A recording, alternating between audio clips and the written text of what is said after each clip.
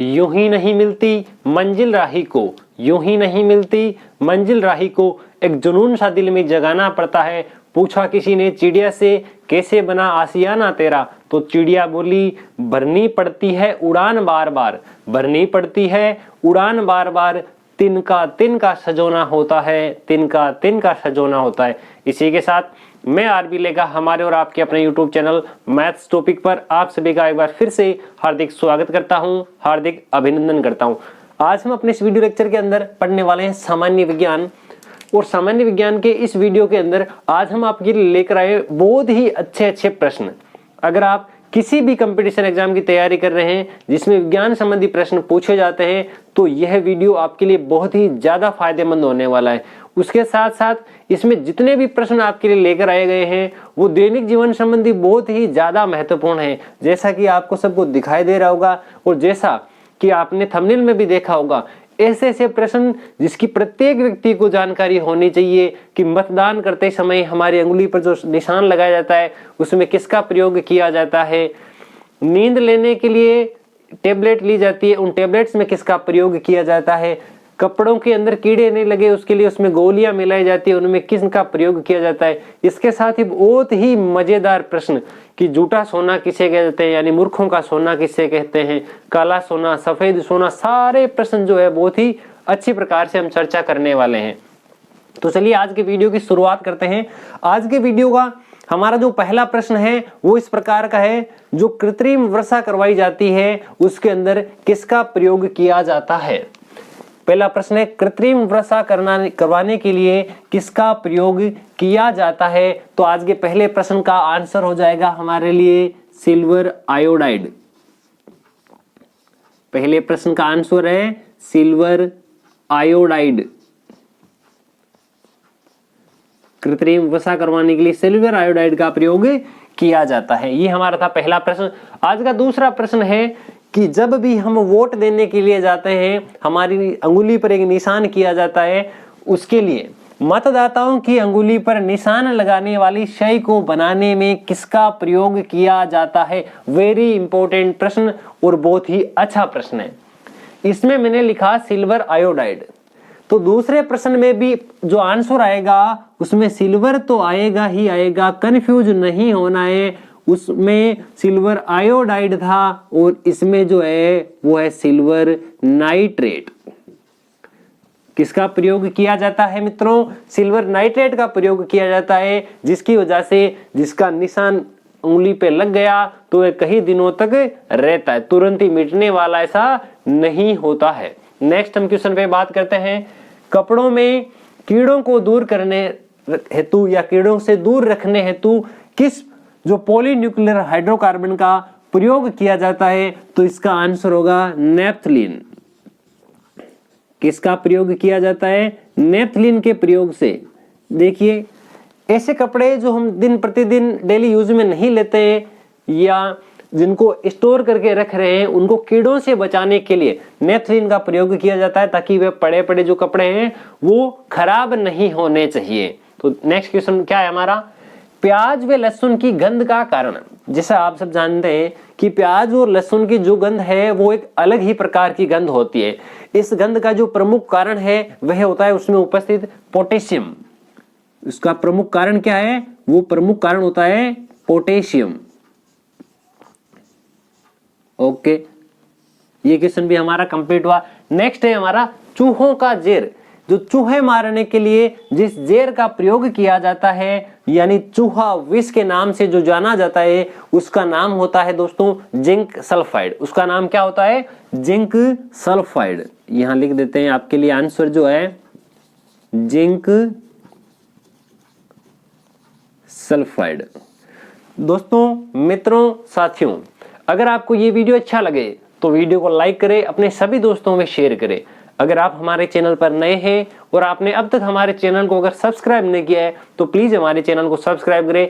आपको प्रतिदिन हमारे इस चैनल पर इसी प्रकार के बहुत ही शानदार मजेदार वीडियो उपलब्ध होते रहते हैं।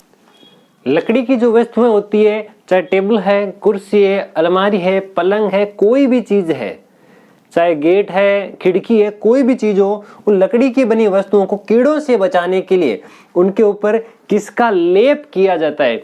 उनके ऊपर एक विशेष प्रकार का लेप किया जाता है जिससे वो सारी की सारी जो वस्तुएं हैं वो कीड़ों से बची रहे। तो उसका नाम होता है हमारे पास जिंक क्लोराइड। ध्यान रहे, जो जिंक सल्फाइड है वो तो चूहे मारने का जहर है, जो जिंक सल्फाइड है वो तो चूहे मारने का जहर है, और जो जिंक क्लोराइड है उसका लेप जो है वो लकड़ी की बनी वस्तुओं पर किया जाता है, zinc chloride. Okay, next question पे चर्चा करते हैं। नेक्स्ट क्वेश्चन हमारा क्या लिखा हुआ है? सफेद सोना, जिसको एडम उत्प्रेरक के नाम से जाना जाता है, सफेद सोना किसे कहा जाता है? वैसे सफेद सोना जो है वो प्लेटिनम को कहा जाता है। प्लेटिनम के साथ साथ अगर आपको प्लेटिनम ऑप्शन में नहीं मिले तो सफेद सोना जो है वो कपास को भी कहा जाता है। सफेद सोना प्लेटिनम को भी कहा जाता है, कपास को भी कहा जाता है। उसी के साथ साथ आप ये भी ध्यान रखें कि सफेद सोना तो हमारा हो चुका, सफेद सोने के साथ साथ ये भी ध्यान रखें कि काला सोना किसे कहा जाता है? किसकी बात की जा रही है? काला सोना, जो ब्लैक गोल्ड है वह कोयले को कहा जाता है। किसको कहा जाता है? कोयला।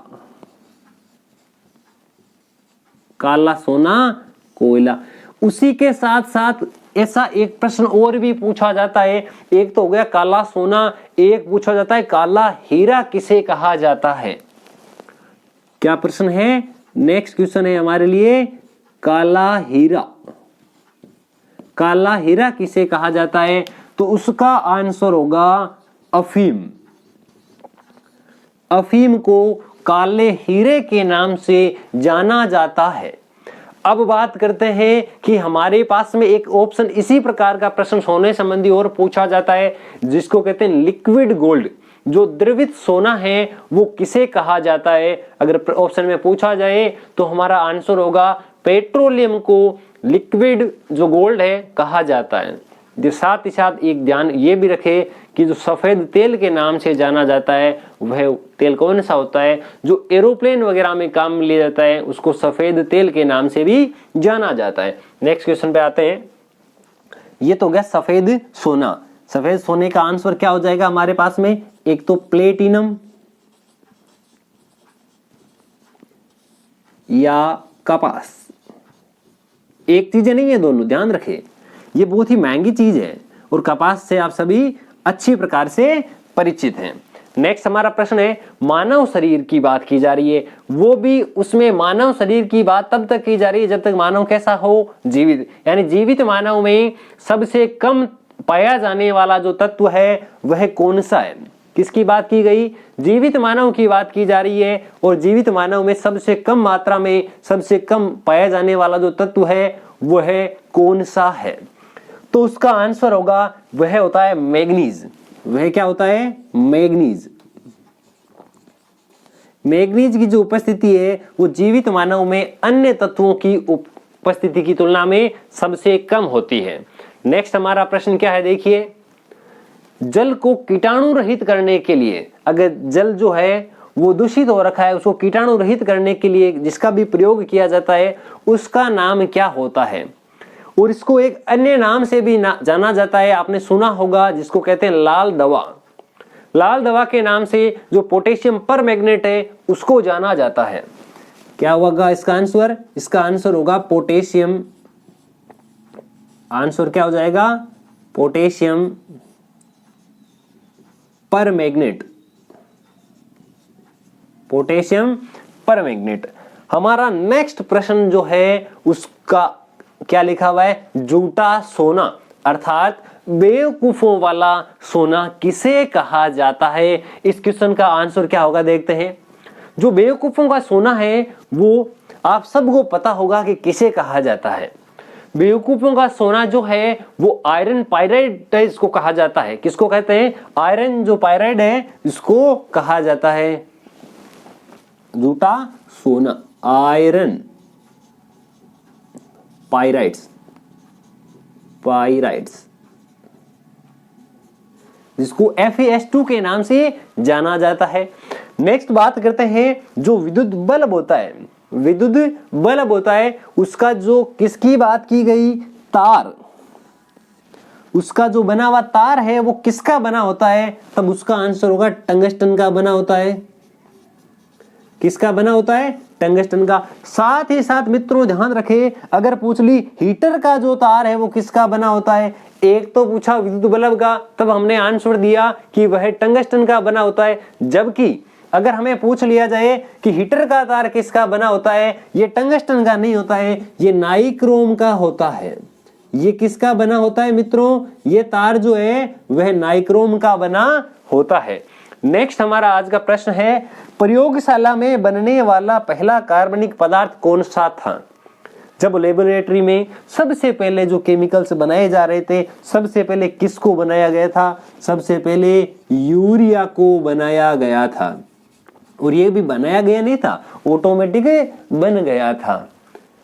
ओके, ये है यूरिया, जिसको उर्वरक के रूप में प्रयोग में लिया जाता है कृषि कार्यों के अंदर। नेक्स्ट आज का हमारा आगे वाला प्रश्न है कि धुएं के बादल बनाने में किसका उपयोग किया जाता है। आपको पता होगा जो आर्टिफिशियल बादल बनाए जाते हैं उसके अंदर किसका प्रयोग किया जाता है, इसके अंदर पीले फास्फोरस का प्रयोग किया जाता है। किसका प्रयोग किया जाता है, जो पीला फास्फोरस है उसका प्रयोग किया जाएगा, पीला फास्फोरस। अब जो नेक्स्ट दोनों प्रश्न आने वाले हैं बहुत ही अच्छे प्रश्न हैं। सामान्यतः ये आप सब जानते होंगे कि सबसे भारी धातु कौन सी होती है, सबसे हल्की धातु कौन सी होती है। सबसे भारी धातु की अगर बात की जाए ये होती है ओस्मियम। क्या होती है, ओस्मियम। और अगर पूछी जाए सबसे हल्की धातु ये होती है लिथियम। सबसे भारी तो हो गई ओस्मियम और सबसे हल्की हो गई लिथियम। बहुत ही अच्छे प्रश्न है। अब आगे आने वाला जो प्रश्न है, पेड़ पौधे की टहनी, मलमूत्र, खाल, रक्त, फल फूल इत्यादि से बनने वाली खाद कौन सी होती है। मैं दो प्रश्नों का आंसर जो आपको एक साथ देने वाला हूं। आगे वाला प्रश्न भी पढ़ लीजिए। नाइट्रोजन, फास्फोरस, पोटेशियम आदि से बनने वाली खाद। मैंने दो प्रकार की खाद के बारे में आपको पूछा है। एक तो जो पेड़ पौधे की टहनियों से, मलमूत्र से, खाद से, रक्त से या फल फूलों से बनाई जाती है वह खाद, उसका नाम क्या है। दूसरी जो है नाइट्रोजन, फास्फोरस और पोटेशियम, इनसे बनने वाली जो खाद है उसका नाम क्या है। एक खाद तो होती है ये वाली ऊपर वाली जो खाद है, ये तो है कार्बनिक खाद। ये कौन सी खाद है, ये होती है कार्बनिक खाद। और दूसरे वाली जो इन केमिकल्स से बनाई जा रही है वो है रासायनिक खाद। रासायनिक खाद। ये हमारा आज का प्रश्न हुआ। नेक्स्ट अब आया वो प्रश्न, अगर किसी व्यक्ति को नींद नहीं आती है, नींद की बीमारी है, तो नींद लेने के लिए वह एक प्रकार की दवा का प्रयोग करता है। किसका प्रयोग करता है, दवा का। उस दवा में ऐसा क्या मिलाया जाता है ताकि उससे को लेते ही नींद आ जाती है। उसमें मिलाया जाता है पेरिल्डिहाइड। उसमें क्या मिलाया जाता है, पेरिल्डिहाइड। पेरिल्डिहाइड मिलाया जाता है और जिसको लेते ही नींद आ जाती है। उसका कारण क्या है, क्योंकि उसमें एसिटाल्डिहाइड और सांद्र सल्फ्यूरिक अम्ल मिलाया जाता है। इन दोनों का मिश्रण जैसे ही हमारे शरीर में एंटर करता है, हमारा जो शरीर है वो नींद लेने लगता है।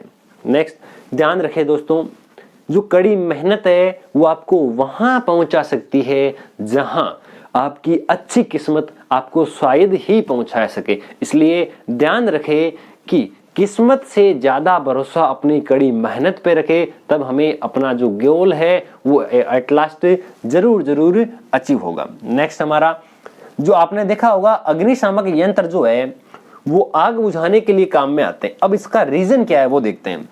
अग्निशामक यंत्र जो है इसमें क्या होता है, इसमें एक तो होता है सोडियम बाइकार्बोनेट और एक होता है अम्ल। जैसे ही सोडियम बाइकार्बोनेट और अम्ल एक दूसरे के कांटेक्ट में आते हैं, एक दूसरे के संपर्क में आते हैं, तो उससे CO2 यानी कार्बन डाइऑक्साइड गैस निकलती है जो कि आग बुझाने का कार्य करती है। नेक्स्ट अब आपको पता होगा कि फास्फोरस को पानी में क्यों रखा जाता है। फॉस्फोरस को पानी में इसलिए रखा जाता है ताकि वह जैसे ही अगर खुले वातावरण में रख दी जाए तो वह अपने आप विघटित हो जाती है, जलने लग जाती है। ये होगा इसका कारण। अब हम बात करते हैं रुधिर वर्ग के बारे में। रुधिर वर्ग के बारे में वैसे तो हमने पूरा वीडियो डिटेल के साथ पढ़ लिया है, आपने आशा करते हैं कि वो वीडियो देखा होगा, आप सबको अच्छी प्रकार से पसंद आया होगा। ये रुधिर के बारे में पूरा पढ़ चुके हैं, मैं फिर भी आपके लिए लेकर आया हूं कौन से रुधिर वर्ग में कौन सा एंटीजन पाया जाता है, कौन सी एंटीबॉडी पाई जाती है। 4 प्रकार के रुधिर वर्ग लिखे हुए हैं, उनमें से 2 के एंटीजन और एंटीबॉडी मैं बता देता हूं, बाकी 2 के जो एंटीजन और एंटीबॉडी है आपको कमेंट सेक्शन में लिख करके बताने हैं। बात करते हैं, मैं बात करता हूं पहले कि रुधिर वर्ग ए। रुधिर वर्ग ए में जो एंटीजन है वो पाया जाता है केवल एंटीजन ए, और एंटीबॉडी की बात की जाए तो इसमें पाई जाती है केवल और केवल ओनली फॉर एंटीबॉडी बी।